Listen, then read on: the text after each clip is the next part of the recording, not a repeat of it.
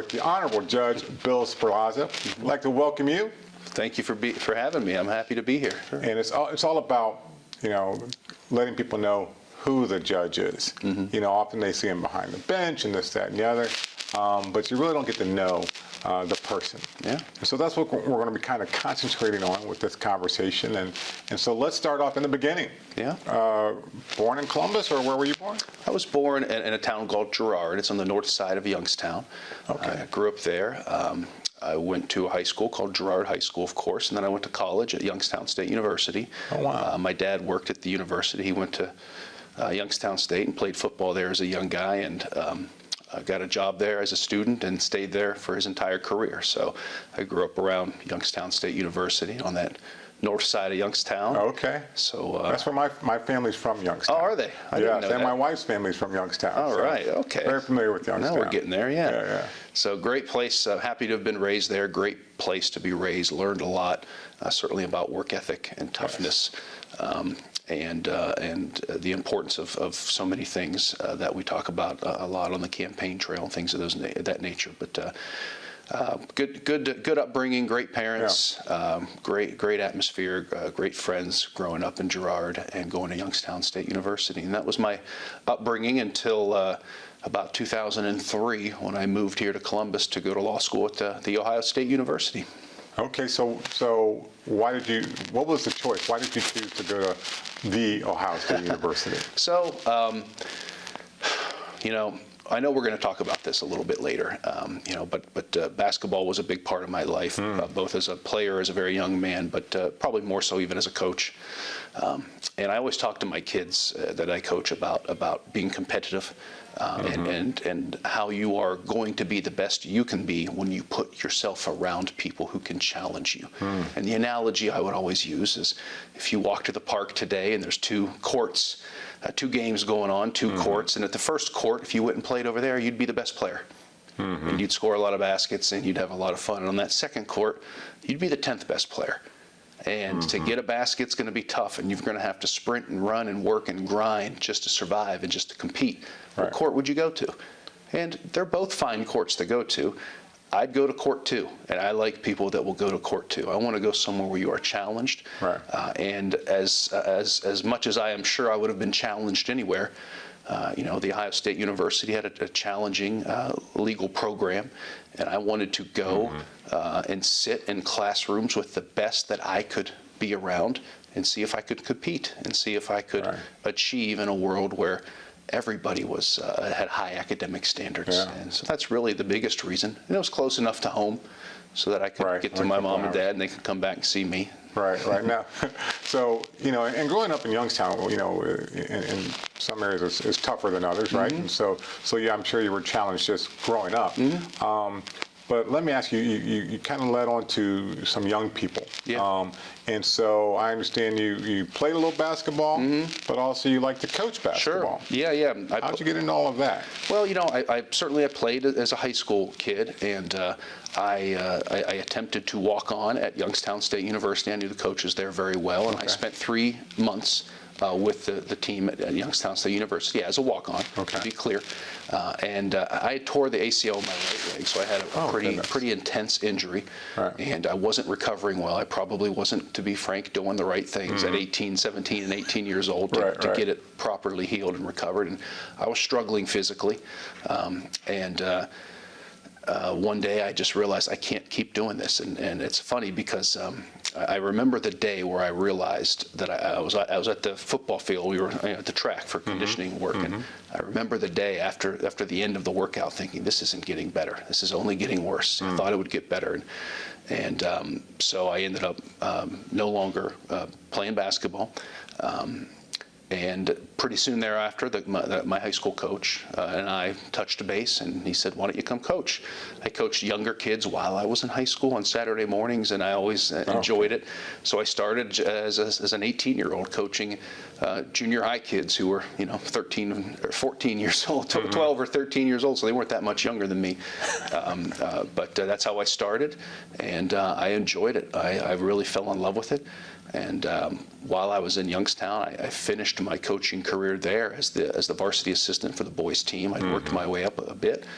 And then I came here to Columbus, and of course I went to law school and started practicing law and getting things situated, getting my life in order.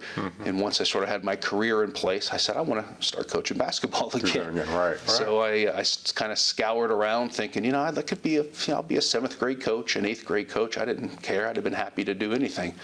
But I ended up becoming the head JV girls basketball coach at Linden McKinley. Oh, wow. Which was probably a higher level than I anticipated. Okay. Right? And boys, girls, I don't know that I didn't really have a desire either way, but I just so happened to get in the world of girls basketball. And so I coached there for 2 years, and then I went to Bishop Hartley, where I was the JV head coach there as well. Oh, goodness. Yeah. My alma mater. There you go. See, we got a lot of connections here.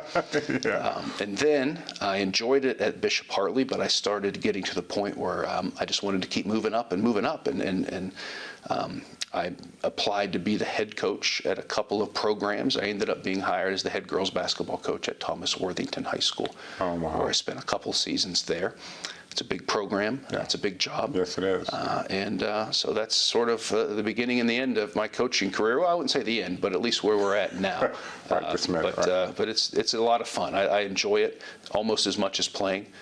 Because you have your hands in everything, and it's been a lot of fun and a great experience for me. That's for sure. Yes, definitely. Sounds like it. Well, and let me touch upon one thing that you talked about was the moment when you realized that you couldn't play. I can still see it, man. I'm 45, and I was 18. I can still see everything that I was looking at: the grass, the field, the track, the stairs. I could see it with the day I was standing there making that decision. It was a big point in my life. Yeah.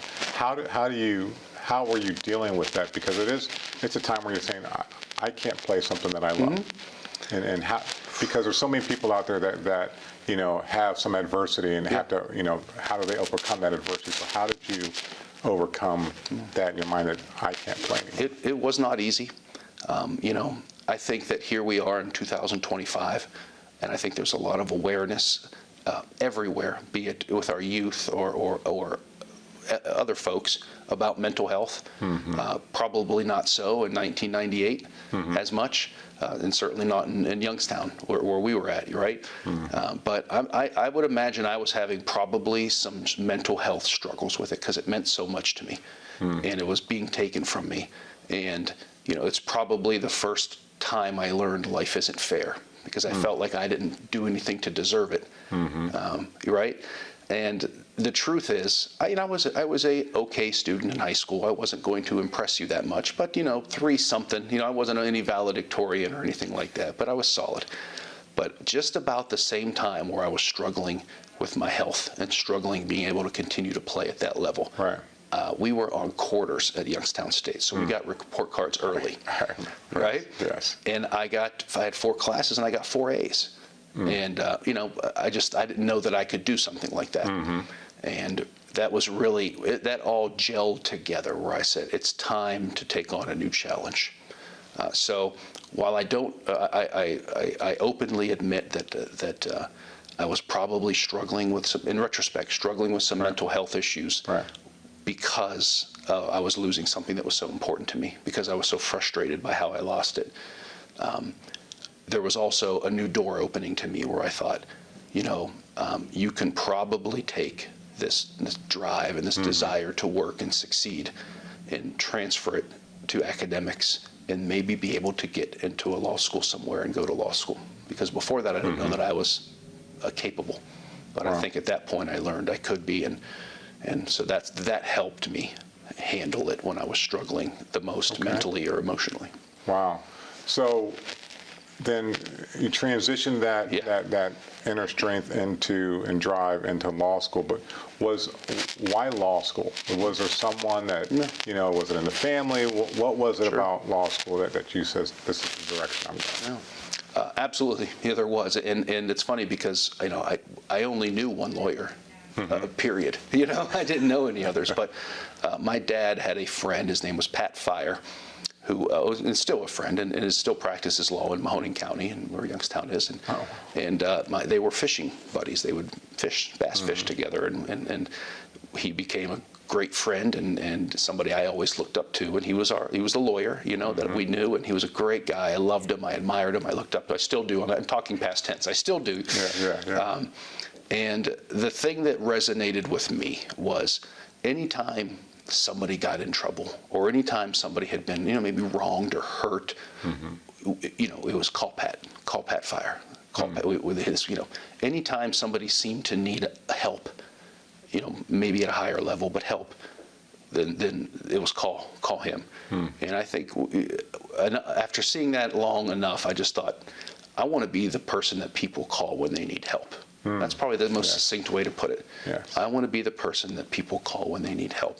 And that definitely drove me and got me interested. And it was perhaps my early success academically, and I didn't go to Harvard, but at Youngstown State, where that opened my eyes and said, maybe I could do what he does. Maybe I could be somebody that you call when you need help. So that was sort of how that melded together. Wow. So you made it. So how long were you an attorney before you started, putting your eye towards? Putting my eye towards? Got it. So it's funny.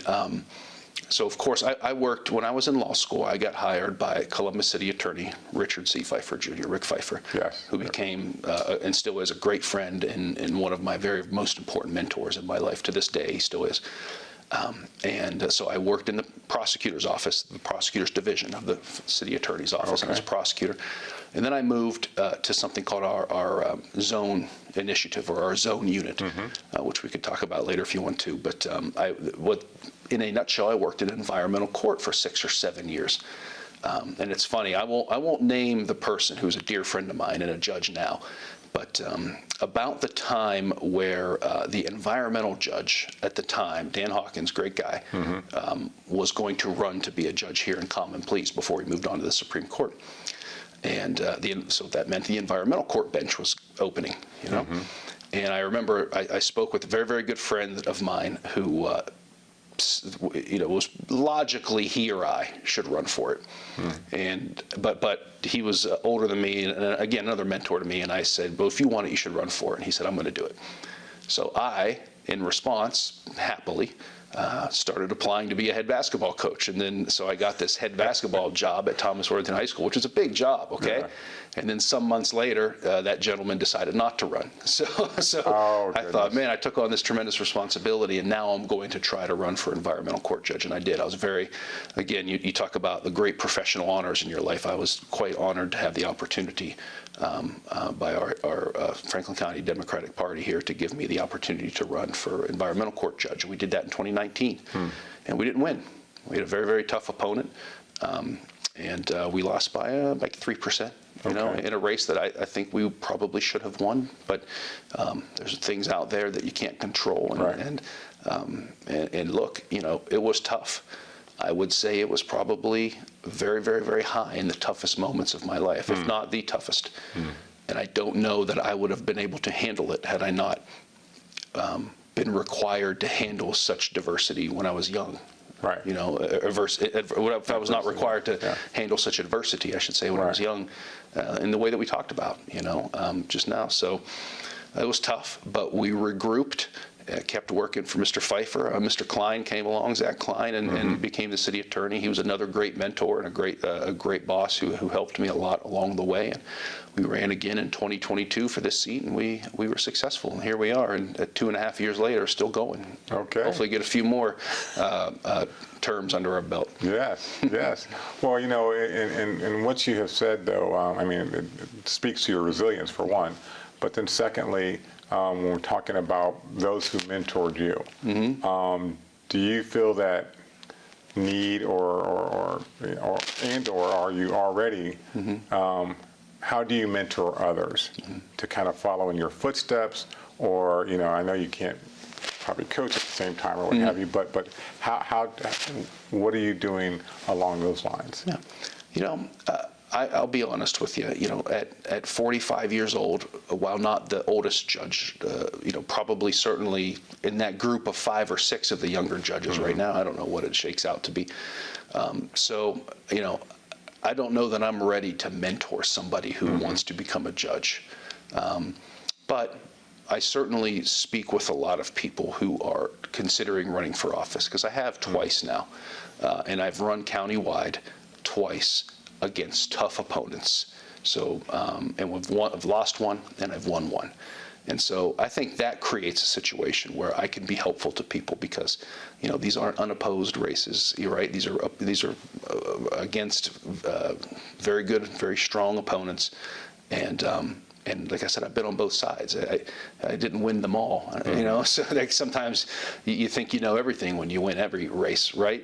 Right. But so I think that unique perspective has helped me to. Mentor is such a strong word. I don't know if I want to say that yet, but certainly do everything I can to help people that I care about be successful in whatever it is they want to achieve politically or legally, if they want to, become the level of a judge. Just to talk to them about what is expected, what worked for me, what didn't work for me, and let them know what they're getting into before they get out there and put their necks out, so to speak, to be decided upon in an election. And then when it comes to this job, I think at 2.5 years in, I think we're doing a good job. I mean, we definitely learned a lot from the first couple of months. We learned a lot from all the great judges we have here who've been mentors to me. That's really probably the most accurate description of who I am. I'm more of a mentee than a mentor right now.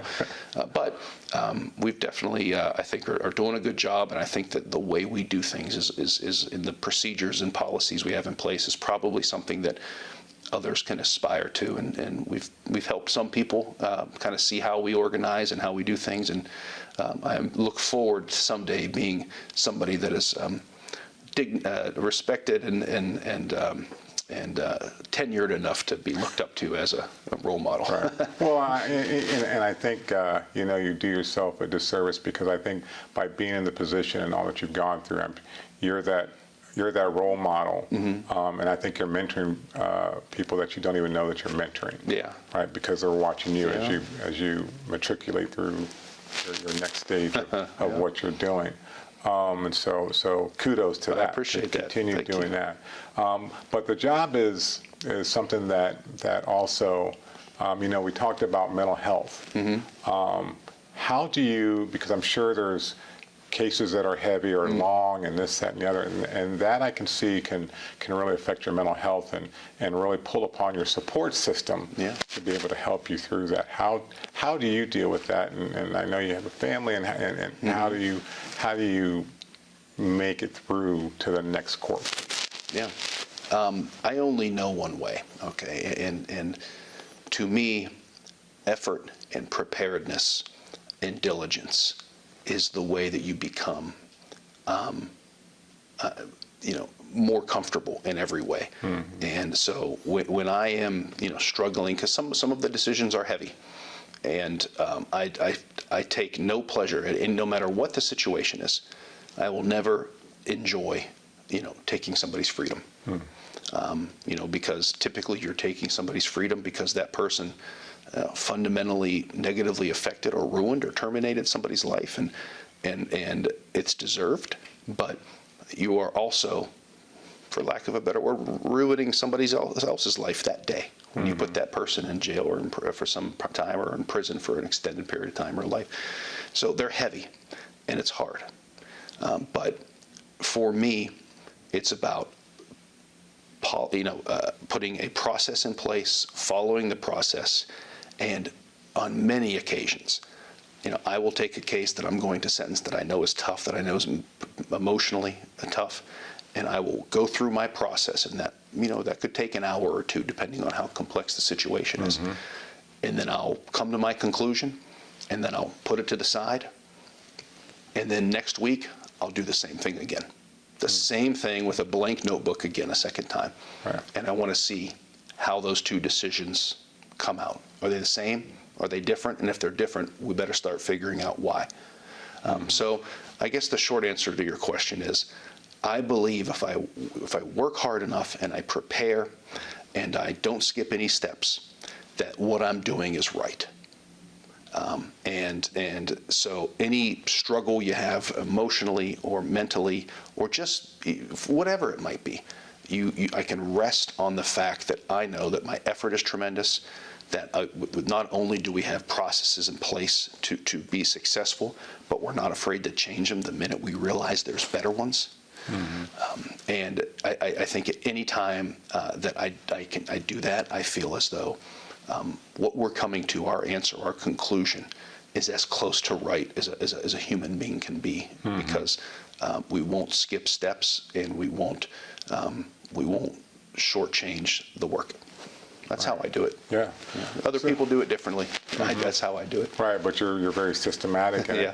Well, and what do you say to folk who, we're in an age of misinformation, et cetera, whatever it is, but they're going to the courts and they're just like, it's going to be the same thing.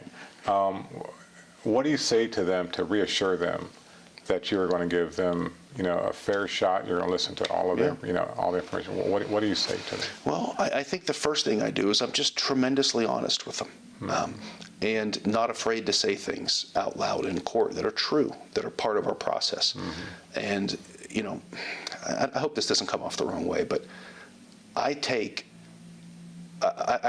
feel a lot of pride or satisfaction, I guess, when I have a tough sentencing and I explain everything to a defendant who I am sentencing.